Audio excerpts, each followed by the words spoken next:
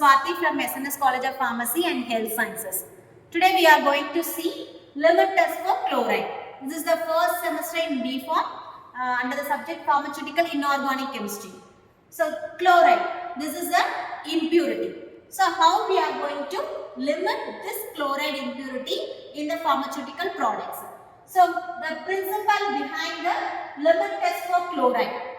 So limit test for chloride is based upon the simple reaction between silver nitrate and soluble chlorides. So if the chemical reactions is done means we will apply silver chloride which is insoluble in dilute nitric acid. So this is the principle behind the limit test for chloride. Principle based on the simple reaction between silver nitrate and soluble chlorides, we will get silver chloride.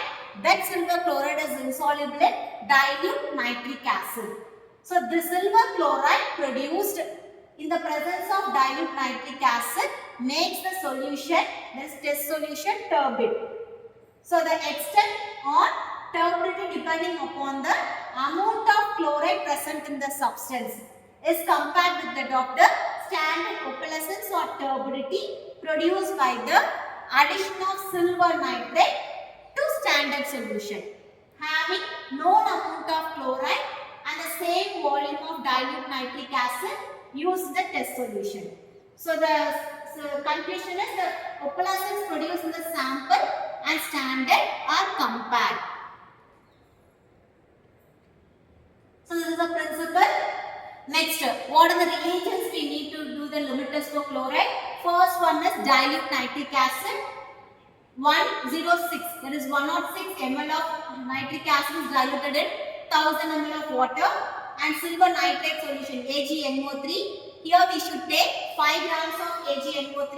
It should be dissolved in 100 ml of water. And next, sodium standard sodium chloride solution.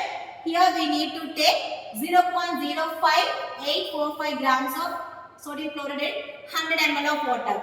These are the reagents we need to prepare while doing the limit test for chloride. Next, coming to the procedure.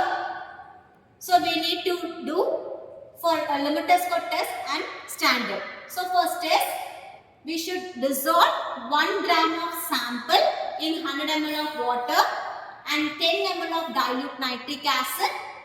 It should be made up to 50 ml with water, and next we should add silver nitrate solution.